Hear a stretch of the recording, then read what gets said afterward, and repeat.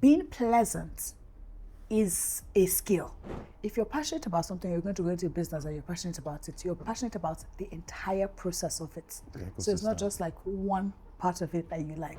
I used to blog and I used to write my experiences and how I felt through different stages in my life. They were actually questioning the existence of God. And even if he did exist, what were his intentions for humanity? Like, is he so good?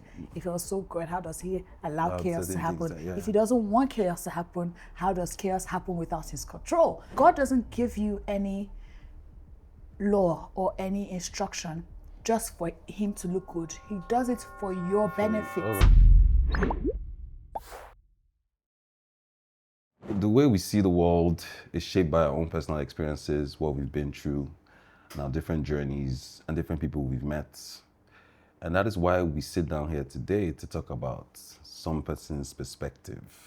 Anari, Sam-Jaja. How are you, Sam? I'm fine, thank you. No, does anyone call you Sam? No, that's what that is. Yeah? Yeah. So, like, Anari, how are you? How's everything? Great, thank God. I'm happy that you've gracing our presence. So we won't go into the details. Yes. No, but it's nice to have you. Yeah. It's like we're even like, what's it called? No, we're matching. We're matching, yes. Yeah, but you're giving us a bit of color and some pop there. You know, we have to be dynamic. But then what's the feeling like? So how do you go about like picking your outfits? Like So I dress it based on how I feel. Okay. So I want it to be comfortable and stylish. Comfortable and stylish. I always have to have a touch of Africa. Okay, so that's what So that's what the patterns are. Did you make this? No. Oh, okay. It's for embassy. Oh, it's good? It's for embassy. All right, then that's a nice shout out. So if you don't know Anari, right? Anari is a specialist in mental wellness. She's also a mind coach. She's very big on enlightenment. And you have an organization called ASJ Mode. Yes. Limited. Just like what's ASJ Mode about? Oh, ASJ Mode is Like there's the next, I guess that's your baby. You know I'm laughing because obviously you know the yeah. But let's just ASJ Mode now okay. is it's a mindfulness organization, like you said, and social impacts coaching and leadership coaching as well. Generally, we're a social economic or social learning organization. So it's not necessarily just entrepreneurship as you know it, but it's for social benefit. So what we do is we coach, we consult for specifically for youth or people that are starting organizations at the beginning stage, so SMEs, to help build character, build social impact initiatives and leadership skills. Nice. But then I know you're just talking about where the business is now. Yes. Do you know what I mean? Yeah. So I know when I met you, it's funny, like I saw a picture of like the first shoot that we did. Yeah, so like initially you wanted to go into like fashion, yes. right? And I feel like, so when the first conversation I had with you, you were talking about how you've always been particular about imaging and the way you project yourself. Yes. Right? So I guess initially for you, you thought like it would be nice to focus on the outside. Yeah. Yeah? Yeah. Like in terms of how you look and how you present yourself. But then over time, like you've evolved Past that. to know that like the outside, no matter how nice it looks, if the inside isn't great, Yes. there's a problem there. 100%. You know, Jaffa, the way you said it, because you know me from this journey from the beginning, That's right? right. It's so nice hearing it from you. So it's like what you just done now is like you've literally like I've watched you grow and I've seen what you've done. Of course. And you're absolutely right. So at first, yes, it was always about my identity was mostly about how I looked. So I had my tomboy phase where all I wanted to do was wear tracksuits and all of that. And my mom used to have a problem with it. And I have a cousin, my mom says, dress like her, she looks nice and all of that. And so I was just trying to find myself in all of that. And I knew that as a teenager, I said to like drawing clothes because I started going into my feminine space, and and it started with appearance. I started with like style and all of that, and so I thought that okay, maybe I'm supposed to do fashion because at that point in time, that's what was like critical about my identity. So yes, even just before we met, I started getting into writing. So I had like a blog. being a woman. That was what it was called. It's probably still out there. So Check it out. If you Google, it's probably still there. But all the articles from there are on my website now. But I used to blog and I used to write my experiences and how I felt through different stages in my life, even in that season. But I felt like that was just like journaling. Although I wanted to put it out there, but I just felt like it was for yourself. But yes, it was for myself. But then I was thinking it was more fashion. So when I moved back, we met. I was like very into the fashion thing, But you even remember too that I was still writing articles. I used to send you some to read You did. So, but I did think that fashion was what was going to pave the way for anything else. Maybe I thought maybe I would be like this great fashion icon. Yeah, you did have that.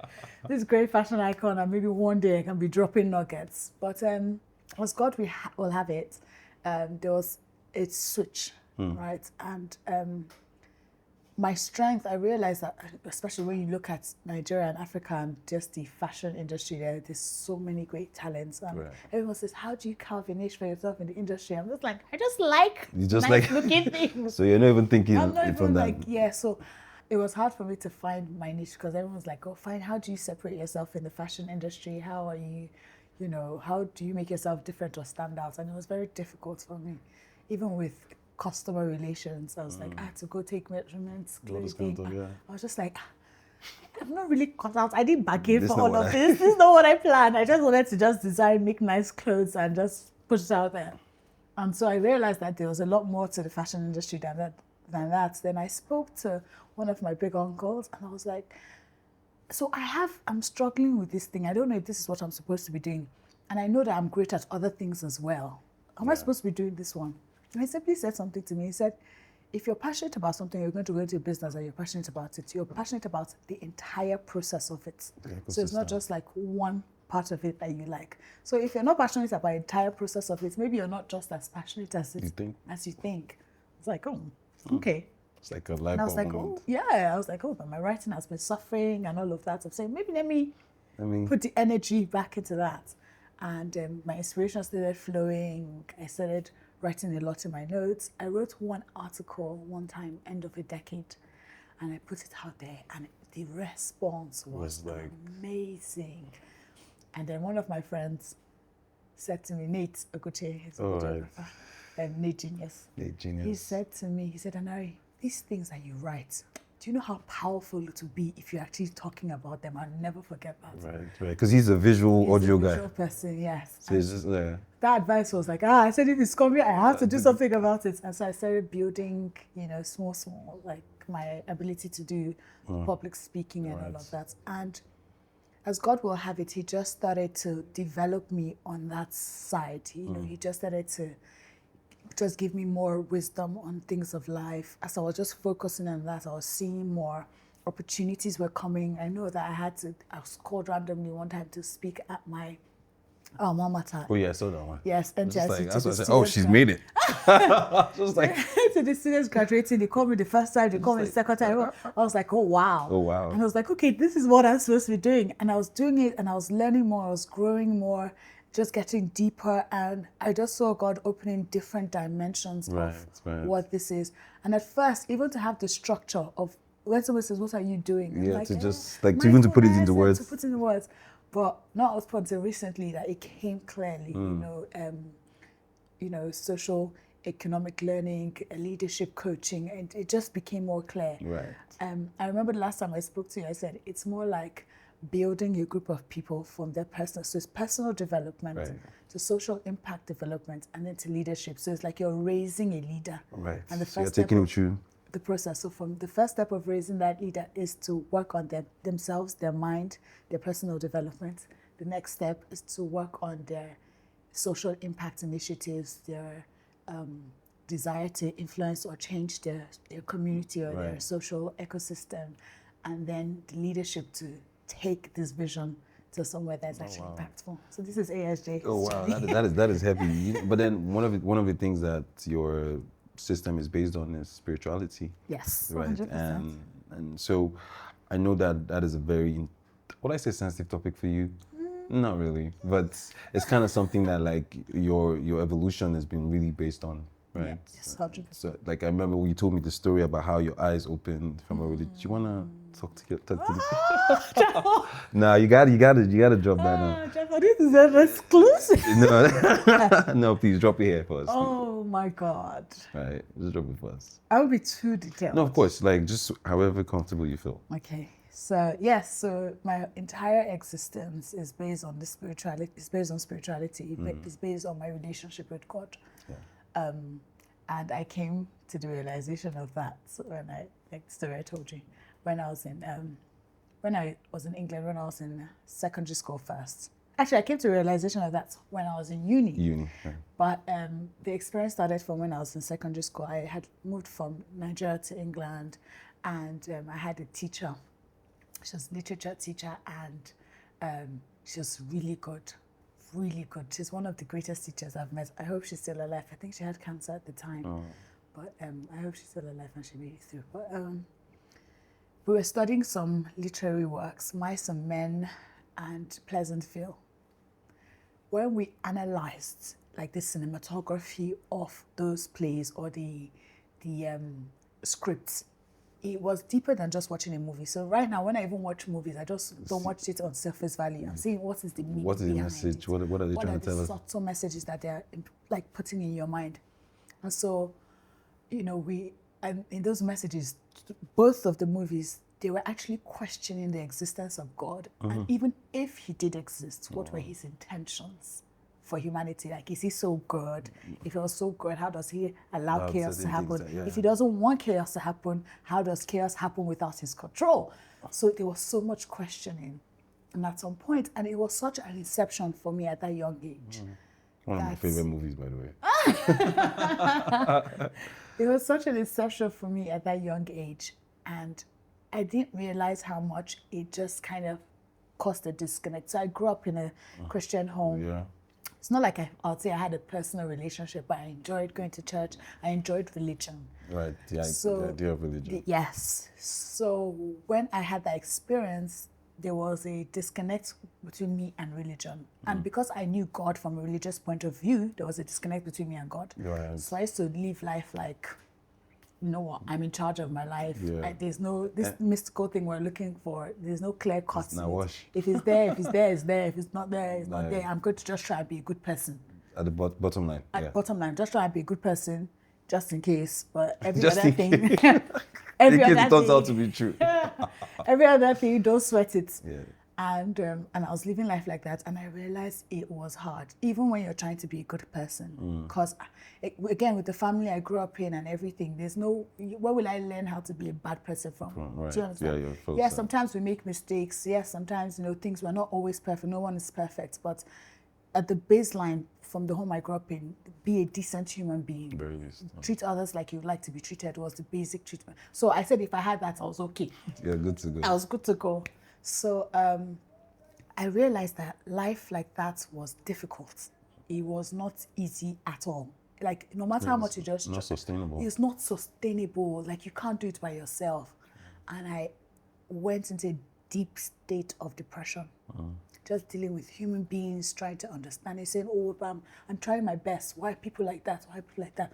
Not understanding. I'm like, why people wicked? Why people malicious? Why do people take care of... And you're just vulnerable, and you're just exposing yourself. You keep exposing yourself. And I was deeply depressed. So depressed. And one day, it was so bad that I was suicidal. It got into my head, and I was like, I can't do it again. Yeah, but then, you're tired. Home training kicked in. That they will beat you from the grave.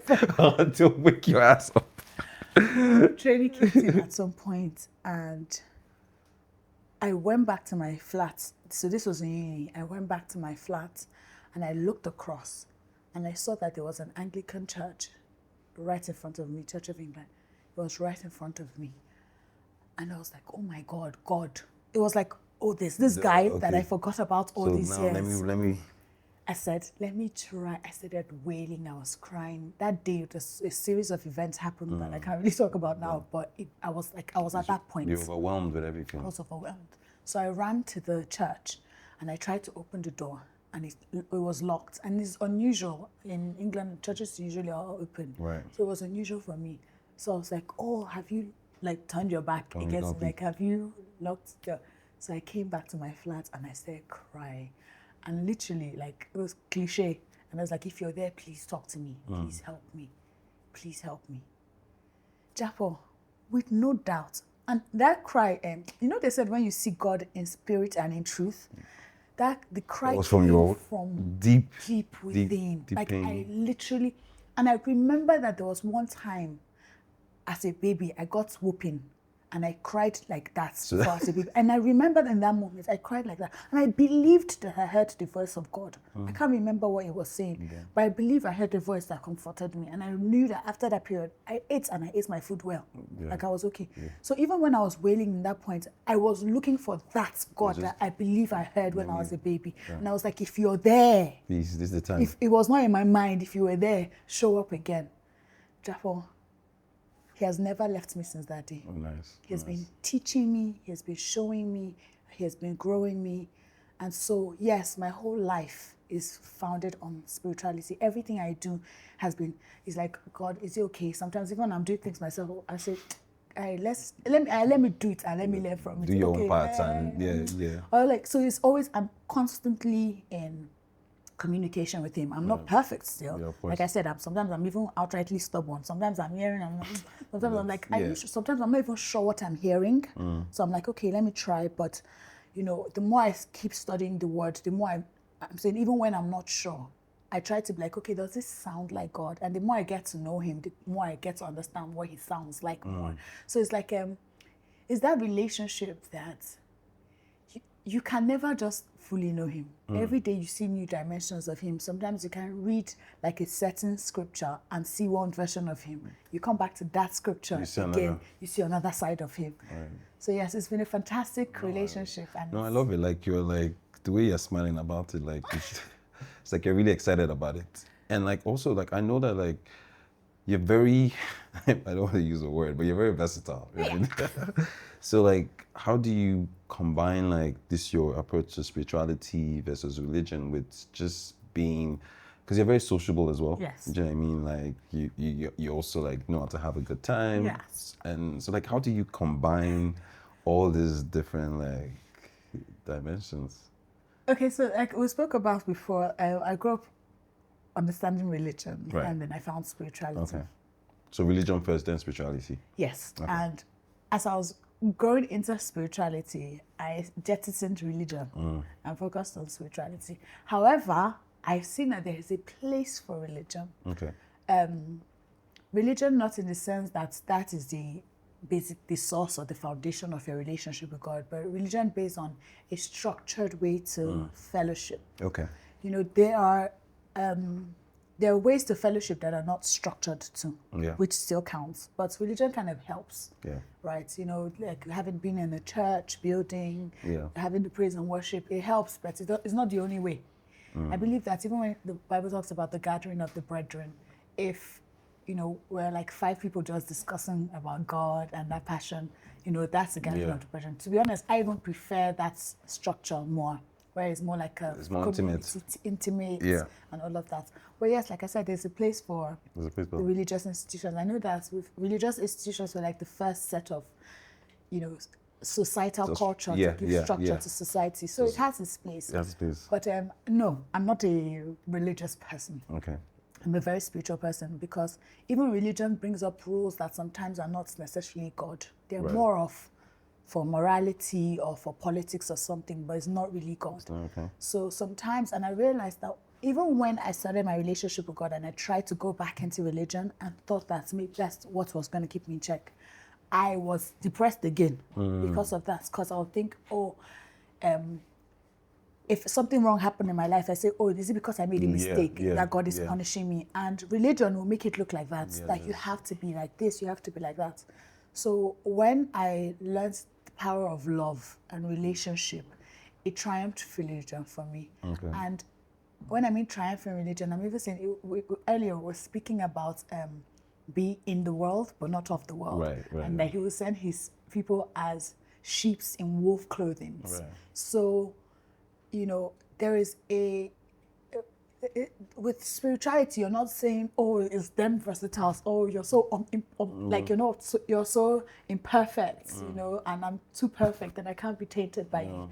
It's the compassion of, you know what? Yeah, let's sit down. There's You wanna there's have empathy. Okay, let's Let's do what you do. But then, okay, there's when you want to do the one that is against the nature of God Himself, that does not show love, that does not show, you know, respect to the creation of God, that's including yourself and your body. You can now be like, There's even ways without saying, God will punish you. With spirituality, you can be like, you know, but because God doesn't give you any law or any instruction just for Him to look good. He does it for your benefit. Oh, right. Yeah, you know. So if you're in a spiritual place and you're understanding relationship like that, when you're talking to somebody that's supposed to say, you know, that's a sin, you'll be condemned. It will be more like, do you know how this thing would hurt you? Do you know why God loves you so much that He doesn't want you to do this? Because it's hurting you. Of course. And it hurts Him that you're hurting yourself. Do you know what, like, you're saying this, it just reminds me of a book that I read that changed my whole perspective on this conversations with God. Like, that book was such an eye-opener for me. And because I went through this phase where I always felt guilty going to church. I felt like, I don't have any right to be here because of the kind of life I was living and whatnot. But then I remember one of the things that struck me about that book, where it was talking about how at the root of everything is like one or two feelings, right? Yes. Love or fear, right? Love is what is intrinsically God, right? In terms of like that feeling, and love would give birth to things like joy, hope, optimism, all the positive things. Meanwhile, fear will give birth to like things like envy, jealousy, and then also like wanting to steal. And then I think for me, what really brought everything home for me was where it talked about the 10 Commandments. And how is it possible for you to have a God where you have a free will and also have 10 commandments? That's kind of contradictory. But then how we explained it was, they're not necessarily 10 commandments, but there are 10 commitments that you make to yourself, because if you follow them, your life will be better. Exactly. Your human experience will be better when you don't lie, you don't cheat, you don't do all those things, right? It's for you. So it's not a commandment per se. Yes. It's more like a commitment that you make to yourself. So like, I think it was such a liberating experience for me, because like I feel in the African context is religion has been weaponized a lot, right? A tool for control, a tool for just different nefarious activities. But then I do believe, like you said, it does help structure. Yes. It does help this thing. But then also that brings me to like you as a woman in business, right? Being a beautiful woman, and what is that like? Like what lessons have you learned in terms of you lived abroad, did some work abroad, then transitioning to the Nigerian space? What has that been like for you, and how are you able to? Oh yes. So talking about the transitioning and the culture change. Yeah, I did work in a law firm in London before I came here, because I'm a lawyer too. It's just one of the things that you are. So I did work in a law firm, and just not even dressed as a woman, but as an individual. The way you interact in the workplace in England is completely different from the way you interact in the workplace here. I remember that in the law firm I worked with, first you address the other staff on a first name basis. And if it's like a higher up, and you know, even the principal of the firm, the owner of the firm, we addressed him by his first name, you know. And we used to go like we had moments where the entire office, we would do what's it called, happy hour. Yeah, go for it. So we go to a proper nice restaurant, have like a huge dinner, have drinks, and it's not like we're necessarily celebrating anything, but it was like a way of just bonding, team bonding, once in a while. And then obviously, like on a normal day, small groups of colleagues will go out, have a drink after work and all of that. And it was your voice was heard. It was more of a communal environment and all of that. And then coming back to Nigeria, especially for me, you know, style is different in England and Nigeria. I came back with a chic, almost legally blonde style. And that was one of the issues I had to deal with, you know, working in Nigeria. You know, the way you dress can be misinterpreted. So there's like a strict, dress code to gain respect in Nigeria. Right. There's a strict way you have to look, and not like I was not looking professional before, but it's like you think you're looking professional now, you have to double down on that because. But why was that? Why was that such a big issue? Because there's sexualization, right? I'm not saying. So it's very easy within our Nigerian context to misinterpret. Exactly, even the way you're dressed, no matter how decent it is. Like, so there's a higher standard of decency. So, alleged. Alleged, right? Because to me, and I think it still doesn't make it. So, because it's more, because I think right now in the Nigerian African context, is like face value is a big thing. Yes. Do you know what I mean? Optics over substance. Sometimes. Exactly. So, so let it be seen. Yes, regardless of how it feels or what's happening behind, but let it be seen that yes. Yeah. That's crazy. Because in secondary school we used to call it like window dressing, where like the day of inspection, everybody's tidy, no matter how messy your bedroom is. Like once it's that day for inspection, clean clothes. But then underneath, underneath, like really that doesn't matter. Exactly. So so that's one of the aspects that that I had to adjust. So I was trying to adjust. Okay, so let's do this, but also not to lose myself in the process. Yeah. Yes, and I realized it was such a big deal. And another thing too is personality. This is the one that I have refused to compromise on. I have refused to, and I was listening to some leadership podcasts even before I came, and it was more like it was edifying me more not to lose that. Apparently, so abroad, being pleasant is a skill. Yeah, it's something that is a strength to your personality. When you're like, oh, people are like warm towards, like you're warm towards people. People can speak to you. You're pleasant. approachable. Yes, that is a plus towards you. In fact, you'll be the person, like you'll be the epitome of customer service or human interaction and all of that. In Nigeria, apparently, if you're too warm or too friendly, it's like you're doing an invitation to treats for somebody to come and harass you or talk to you a certain way, or people will assume that she's not demure enough, she's not put together enough. Even when they say, well, to find husband, they say you can't be laughing with everybody because the man will look at you like, oh, maybe you're easy. I'm like, where do we get this mentality from? So women can be friendly? Or women can be funny? Apparently, even if you want to do it, you have to do it in a very Queen's Court way. Right. But you can do that too. No, but that's what I'm saying. Again, I believe that there's a place where you can be put together a bit more reserved, especially for me. Like I said, it's not theatrical for me. It's not a thing that I do just to look a certain way. Yeah. So if I'm reserved, it's because I'm studying the room. Yeah, really. Sometimes it's not even sometimes I'm around elders, so I have to be of course, put together. Sometimes there are other people too I'm cool with that I can be more relaxed with them. Yeah. So you just have to just know. So that you pretty much like read the room and just bring whatever is necessary for that room. I love that. And so somebody can't externally that doesn't know me judge me if you see me laughing. You don't know how close I am with that person. Of course. So I'm not going to entirely change my complete character just because I want people to perceive me a certain way. Right. And not just that, as it impacts leadership in the new era, we're coming into the AI era, this level of professionality where it's like a high, what do I call it? High wall or high horse, personality or very instructive, is not working for leadership where we're going to now. No, because we're going to be dealing with a lot of robots. So human beings are not even expected to be robots anymore. Right. So it's important now that people learn empathy, endearment, and emotional intelligence. Right.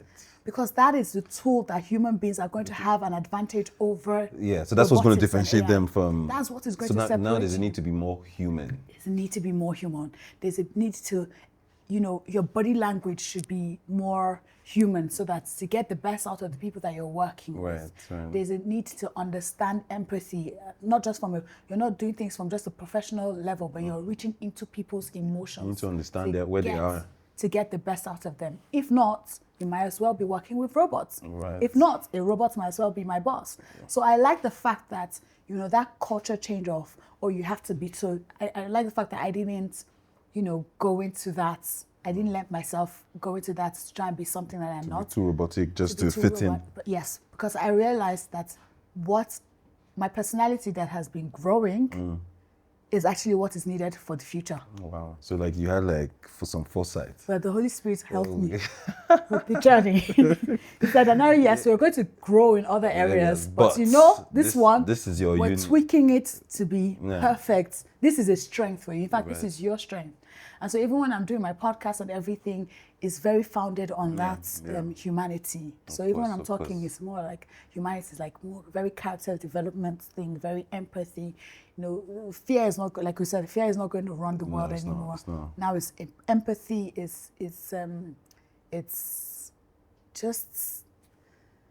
just humanity. That's what it is. To be honest, I like what it is that you're saying. I feel like Nigeria was such a fear-based culture. Yeah. And you see this especially when it comes to things like feedback. Our approach to feedback is, if you're asking for feedback, there's this mindset that it's like, oh, what am I feeling? Oh, please, I'm sorry. Because we always like to apologize. And I think it's fear-based trauma, because you are always thinking, okay, what have I done wrong this time? Instead of focusing on what you can do right. And I feel like culturally, so that's why I like what it is that you're saying, is we need to move in a place where it's not just about trying to be right or wrong, right? It's more about doing the needful. Yeah. Do you know what I mean? I feel like we need to move past, and that's why we're talking about religion as well, is I feel that yes, religion can help in terms of discipline, structure, but then also it just gives people an opportunity to hide behind their fears. Yeah. So I feel like it's important. That's why I like what it is that you're saying, and what it is J-Mode is doing in terms of trying to, I had to think about it. Because at first I was thinking it's supposed to be fashion, but so I like what it is that you're doing and how it is that you're trying to grow. But it's always an amazing time. We can always speak on and on and on and on. 100%. But before we move, I think it's also important for, just tell us a bit more in terms of, yes, you've evolved, right? Yes, you've been to all these different journeys, and I know you're very particular about young women, right? What would you tell a young girl, right? Just say your younger self, right? Seeing how far you've evolved, what would you say to yourself, differently? Do you know what I mean? How would you talk to that younger Anari? This is a great question that you asked me, because and it's something that I've thought about deeply. Right. One time I just think about it, I said, you're building this whole thing, or God is helping you build this whole thing under the name Anari Sam-Jaja. So that's my name with my father's name, my family name. So we can't call you Sam, obviously. No, and I thought, so if you get married, is everything going to change? And it came to me that, Anari, you're doing this for your younger self, because truly, it is for her, right? Just growing up, there's so many things that I saw, and there's so many things that I wanted better. And there's something that God had put in my heart even from when I was younger. And I remember when I was a baby, I used to say, God, please make me wiser than Solomon. And I didn't even know what I was praying. But literally, I believe that my whole life has been, because sometimes when I think back and reflect on it, I look at that girl, and there was one day that I was feeling a funny way. And I just remembered her, and I started crying. So this is a very powerful question that you've asked me. And the advice that I would give my younger self is that even the things that hurt you, even the things that you do not understand, nothing is a mistake. The gifts, or the thing that I would say she should be proud of me for, was that with every experience, I was eager to learn and to grow. So I was not stuck in any experience that I had. Right. And I believe that why ASJ mode exists and is doing what it's doing, and why it's not the name of the institution is not going to know. Even when I get married, is in honor of that girl. That never got stuck. That kept on evolving. That kept on evolving.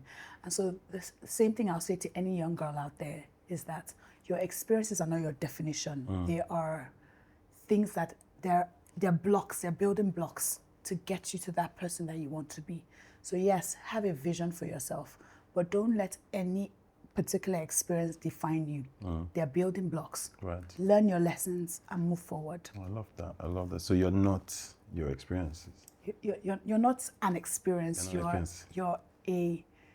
a makeup of the lessons you've learned, the different lessons you've learned from your different experiences.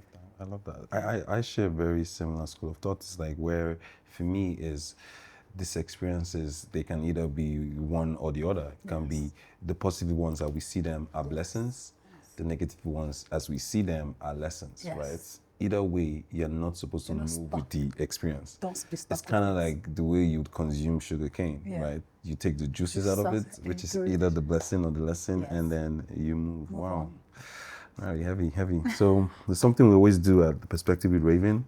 It's called the card of thoughts. So we have this card with some positive, intrusive thoughts. Because when you say intrusive thoughts, like people think like, oh, so we have like positive, intrusive thoughts where like just questions about, I don't think this is any question that like you are worried about because you're typically philosophical, right? Okay. So maybe you pick one. I'm gonna do this one. Yeah, so what you're gonna do, you're gonna read it out and then answer. These cards make you really think. And positive, intrusive thoughts. So it says, which thoughts have you nurtured like seeds? And which have I left untended? So which ones have I nurtured and let grow? And which ones have I just you know what, this doesn't serve me. There's probably a lot because I'm constantly thinking. My mind goes on overdrive. But a few. One that I have nurtured is that. So I get this thing where I pinch myself and I'm like, why am I the one here? Like I feel like maybe I'm supposed to be somewhere else, but I'm here.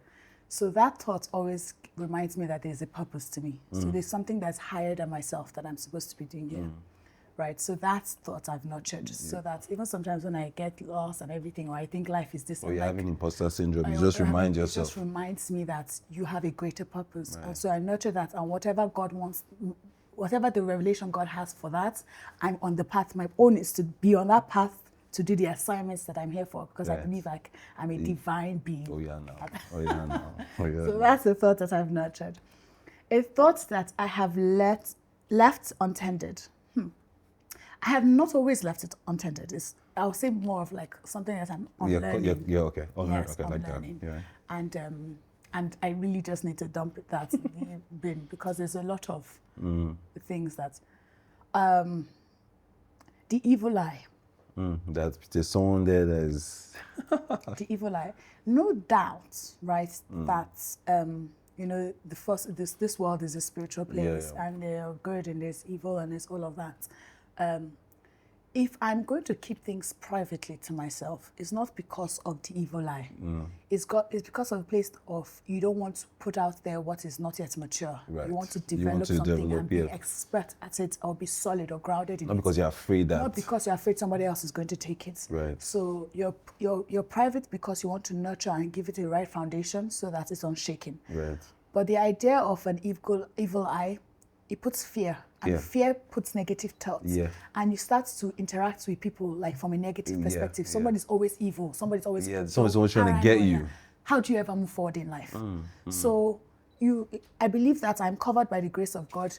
Evil eye is not my problem. God is blinding the eyes of the people that don't need to see what they don't need to see. You know, that's not my battle. My battle is to focus on where I'm supposed to be going and not who's doing what. So if I'm keeping anything personal, it's because I'm not properly grounded in it yet. And when I'm grounded in it, I bring it out for the world. And sometimes too, you have to share because in the space of sharing, that's where you learn. That's where when you learn. develop from Yeah. other people. You get some So feedback that can help you so develop if it you're more. hiding everything, how do you ever learn? You'll be It's- stuck in your own. It's kind of like nothing, like when you close your fist, nothing goes out, but nothing comes in Yes, as well. yes. How do you grow? You'll never learn it. It's that thing that in your small mind that that you think you know it all. And who told you that the person that you're talking to is not the evil? The person. So yeah, so no, that's the one. Wow, Anari, Sam-Jaja, thank you so much. Thank Always you. a pleasure. Like, thank you so much Thank for you. your insights. But to be honest, I'm just gonna say this is like I'm really impressed and inspired by your growth. You know what I mean? Like, I met you when a lot of all these things were just ideas, Yes. right? And like seeing how far you've come, like it's always refreshing. And just before you go, just quickly, let's just give a shout out to your podcast. What is that? Let's just. Oh, thank you, Jams. That means a lot to me. Of course. So my podcast, there's two aspects of it. Yeah. There's the Mode Pod, Right. which I've done one season of. Okay. And that's where I have guests, Yeah, yeah. come on, and we're talking about like social impact issues, Okay. things that are going on in society. How do we change our mind and our approach towards to have a better society? Okay. So that's the Mode Pod. Then we have Mindfulness with ASJ. Mindfulness with ASJ is more of personal development. Yeah. And this is where we talk about, building character, building your thoughts, renewing your mind, and preparing you for leadership role. And by the special grace of God, we're working on looking towards actually coaching people love that. in the leadership space, young people, youth, Of course. leadership space. But please reach out if you need any support in that You know capacity. we're going to do that. Of course. Okay. Thank you so much, Anari, Thank you Jaja. so much. Pleasure.